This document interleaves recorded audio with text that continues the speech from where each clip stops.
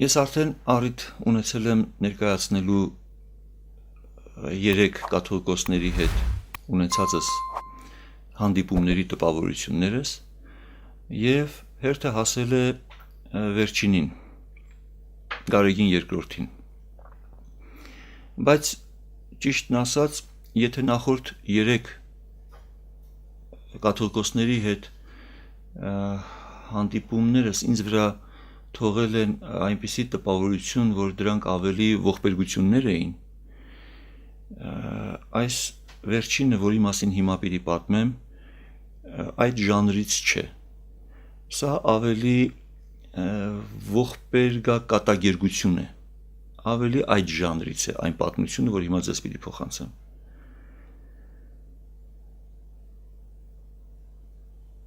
Ուրեմն այդ ճիշտ տարին եմ ուզում հիշեմ, 2006 և կամ 7 թվականներ, ավելի շուտ 2006-ներ, էջմիածնում ենք, երկուսով ենք ես և Արմեն Հախնազարյանը, հիմնական պատճառը, որ այդ ժամադրությունը վերցրել էր Արմեն Հախնազարյանը, կապված էր Աշտարակի շրջանում Ուշի գյուղի մոտ գտնվող վանքի վանական շինություններից մեկի Սուրբ Սարգիս եկեղեցու վերականգնման հաջող ավարտը և դրա մասին էր, որ Հախնազարյանը ուզում էր պատմել և ինձ էլ առաջարկել էր իրեն ընկերակցել, ասելով, որ մի աշխատություն ունեմ, որ վերնագրված է Վրաստանի հայկական եկեղեցիները և ներառում է շուրջ 650 եկեղեցիների վերաբերյալ մանրամասն տվյալներ, ուրեմն այդ աշխատության մակետը, այսպես ասած, կար ձեռքիս, ասաց դու էլ այդ ուղղակի իրազեկենք և տեսնենք կաթողիկոսը ինչպես կընդունի այդ աշխատանքը, ուրեմն մենք պայմանավորված օրը էջմիածնում ենք և վեհափարի մոտ։ Հախնազարյանը շատ մանրամասն ներկայացրեց, թե Ուշի Սուրբ Սարգիս եկեղեցին, որը ըստ ավանդության Սուրբ Սարգսի մասունքների վրա է հիմնված, կառուցված, ինչքան որակով և բարեխղճորեն վերականգնվեց և դա բացատրում էր այն հանգամանքով, որ այդ եկեղեցին վերականգնող քարտաշ վարպետները իրենք մասնագիտությամբ ճարտարապետներ էին, նախկին վերականգնող ճարտարապետներ, որ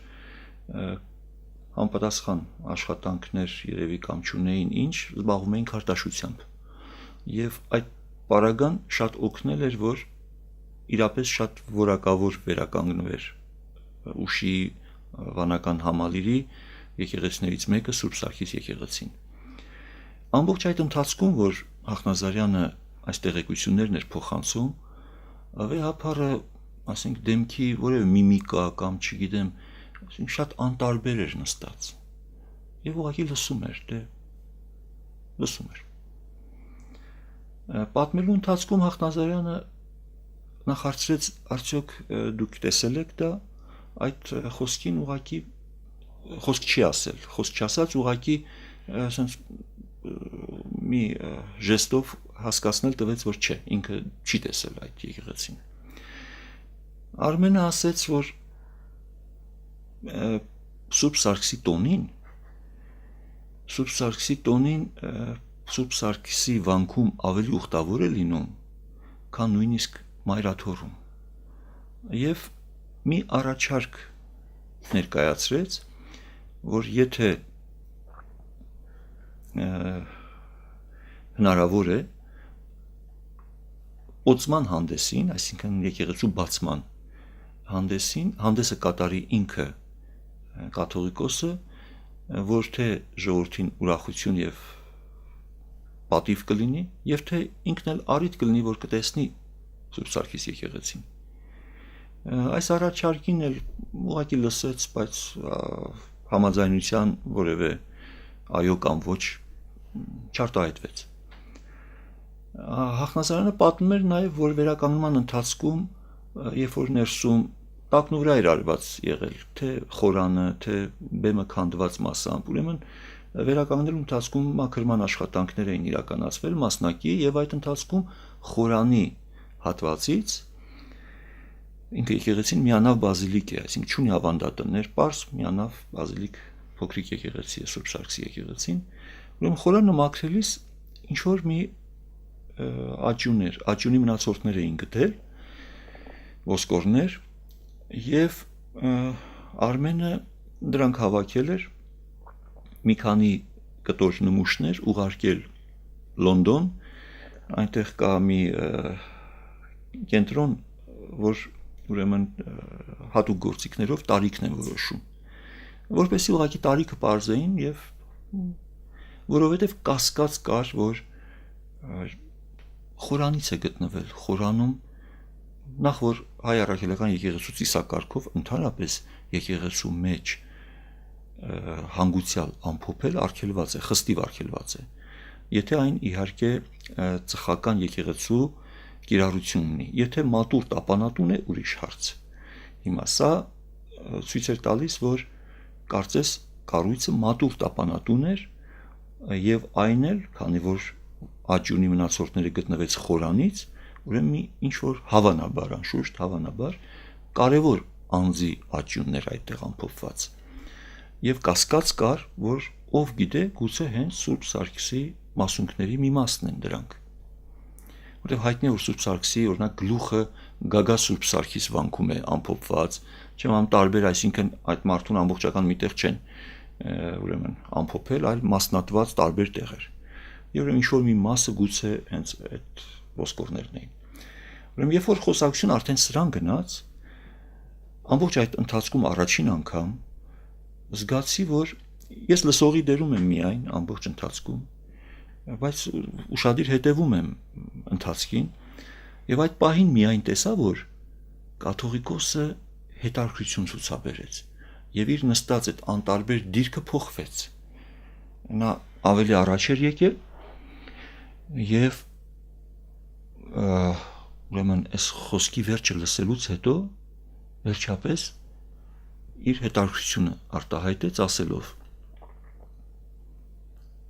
Ուր են այդ ոսկորները։ Արմենն ասեց, որ Գագիկ Գյուրջյանը ասեց, որ ոսկորները պահի, մնացածը ինչ որ ուղարկել եք, մյուս մասը պահի, մինչև պատասխանը գա, որ տեսնենք արդեն ըստ այդմ իմանանք ինչ կանենք։ Ձեռքը դրեց ճակատին, նեղվեցի, ազնիվ խոսք նեղվեցի։ Գուցե իսկապես նեղվեցի։ Չեմ ուզում վերագրել թատերական ներկայացման, եւ բայց այդ իր նեղվածությունից Արմենը շատ նեղվեց։ Ես զգում եմ Արմենը ինքը որ պատճառ է եղել, որ կաթողիկոսը նեղվել է, Արմենը երևակայելի չի ինչքան է նեղվել, բնույթից է գալիս։ Եվ ճիշտն ասած Արմենի նեղվածությունից ես էլ նեղվեցի եւ առաջի անգամ այդ ամբողջ հանդիպման ընթացքում թույլ տվեցի, որ ես էլ մի խոսք ասեմ։ Եվ ասեցի հետեւյալը. Վեհապար, բայց դեռ սպասեք պատասխանը գա, եթե օրինակ ասենք առաջի դարի հետ կապված կամ վերջապես, այսինքն մոտիկ մի շրջան տեղեկությունը գա, նոր կարելի է ենթադրություն անել եւ այդ ոսկորները վերագրել, գուցե պատասխանը գալիս է, որ 200 տարվա ոսկորներ օրինակ, այսինքն դեռ պատասխան պիտի լինի նոր, այսինքն հասկանանք, թե ուրեմն խոժորվեց բավականին, այսինքն որտեվ ես ու Արմենը մի կողմի վրա նստած ենք եւ Արմենը մասամբ ինձ ծածկում էր, լավ այդքան էլ չէի երևում նստածս տեղից, խոժորված ուրեմն առաջ եկա, որ ինձ տեսնի եւ ասեց հետեւյալը.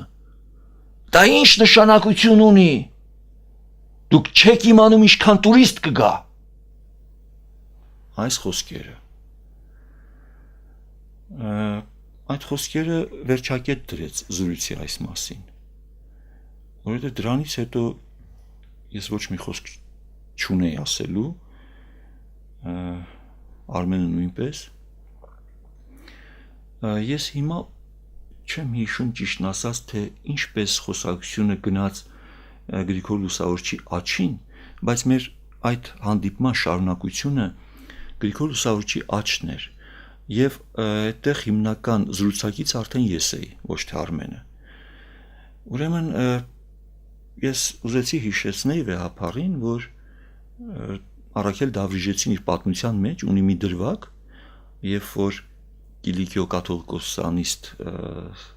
կաթողիկոսանիստից Զաքարիա Վարդապետը գալիս է Էջմիածին եւ հանդիպում Էջմիածնի միաբաններից մեկի հետ, զրույցի թեման լինում է հետեւյալը, որ Գրիգոր Լուսավորչի աչը մեր կաթողիկոսարանում է դրված։ Այդ դուք Էջմիածնում այդ ինչ աչ եք պատտեցնում այստեղ իբր Գրիգոր Լուսավորչի աչը։ Ուրեմն կաթողիկոսը ինձ բերեց նորից, այդ օրը իմ բախտը հետ չի բերել, ուրեմն ինչ ասել եմ կաթողիկոսին մի հատ վիճակ եմ ստեղծել, որ խոժորվել է եւ վրդովվել է, այսինքն մի լավ բան չեմ ասել, ինչ որ ասել եմ։ Այն կամքից անկախ է եղել, հատուկ միտում չեմ ունեցել նեղացնելու մեր կաթողիկոսին, ուրեմն այդ խոսքից վրա բերեց հետեւյալ օրինակը։ Ինձ լուսավորելու համար, որ ես իհարկե դա չէի իմանում, իսկապես էլ չէի իմանում։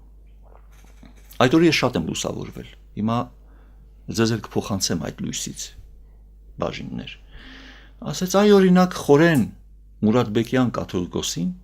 մենք դեռևս չենք սրբադասել,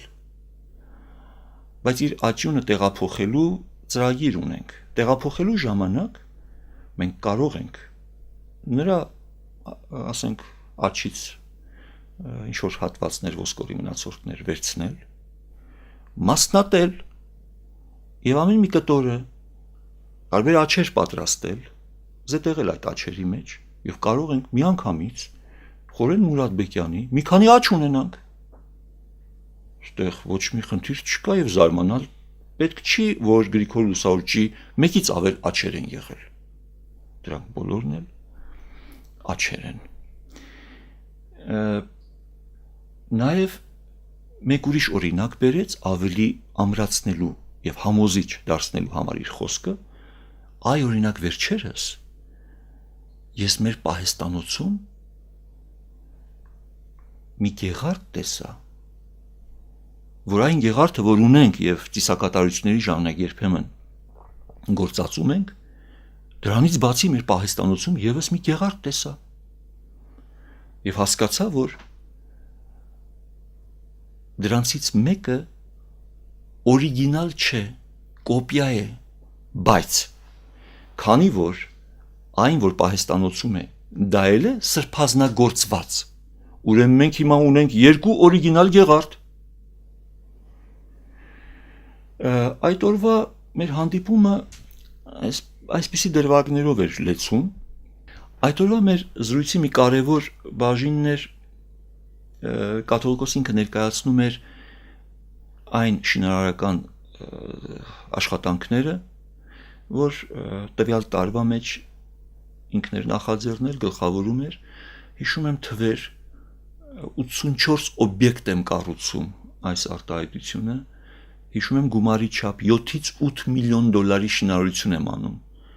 ուրեմն սա իմ տպավորված, որ ուղղակի ճշգրիտ են, եւ հիշում եմ, որ այդ զրույցի ժամանակ Արմենը ասեց, վեհապար մենք անշուշտ հասկանում ենք, որ մանավանդ այնպիսի բնակավայրերում, որոնք ծնունդ են առել խորհրդային տարիներին եւ եկեղեցիներ ուղղակի չունեն այդ բնակավայրերը, իբրև օրինակ ասենք Աբովյան քաղաք, Չարենցավան եւ այլն, այսինքն խորհրդային տարիներին ծնունդ առած բնակավայրեր, որտեղ չունենք եկեղեցիներ եւ պետք ունենք եկեղեցիների եւ պիտի կառուցեք, բայց խնդրում ենք ձեզ, մեր միջնադարյան հուշարձաններին էլ, վանական համալիրներին էլ ուշադրություն դարձրեք։ Ուրեմն սա նորից այն արտահայտություններից էր, որ պատճառ եղավ, որ վեհապարը խոժորվի։ Եվ խոժորվելով ասեց հետևյալը, բորբոքվեց իսկապես, նեղվեց այդ, ձեռքը պարզեց լուսամուտից մայր տաճարն էր երևում իր նստած տեղից, մայր տաճարը, պարզեց ուրեմն մայր տաճարի ուղղությամբ, ես այդ սարերի վրա եղած վանքերի հետ գործ չունեմ։ Մյուս ձեռքը ուրեմն սկսեց մատները ծալել, ես չեմ թողնի, որ գեղարդի վրայից մի քար ընկնի, ես չեմ թողնի խորվիրապի վրայից մի քար ընկնի, երրորդ մեկն էլ ասես կարծեմ այդ տաճարը հենց հիշատակեց եւ նորից երկրորդ անգամ կրկնեց իսկ այդ մնացած սարերի վրա եղած վանքերի հետ ես գործ չունեմ այս թեման էլ փակվեց միանգամից փակվեց Արմենը այդ պահին որտեվ հիշում եմ որ ասեց Սանահինը ինչի շեշտեց որտեվ ասեց Սանահինի նման վանքի տանիքին անտառ է աճել եւ ուրեմն սա եղավ պատճառ որ կաթողիկոսը ուրեմն շեշտեց թե ինքը որ հուշարձանների հետ գործ ունի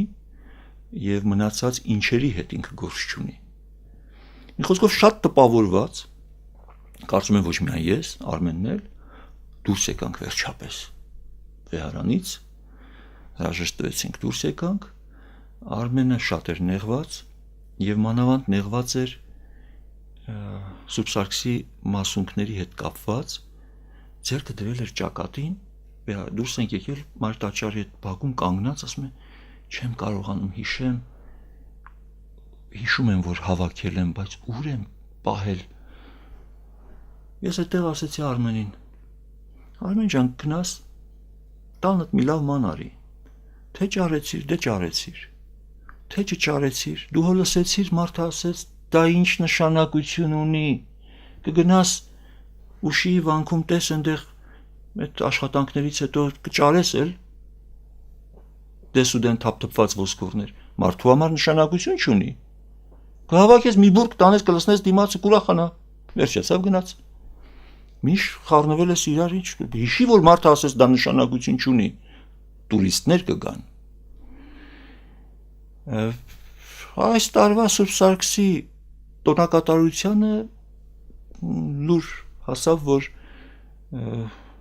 Սուրբ Սարգսի ոսկորները Էջմիածնից բերել են եւ այդ օրը ուրեմն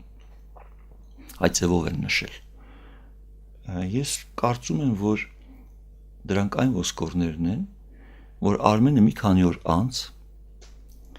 գտել էր տանը պահած այդ ոսկորները եւ տարել էր վեհապարներ փոխանցել ես իր հետ չեմ եղել արդեն այդ ժամանակ երբ որ վերադարձավ պատմում էր ասում էր վերցրեց շատ ազդված ուրեմն ամեն ինչ որ ցույց տվեց որ ինքը շատ ազդված է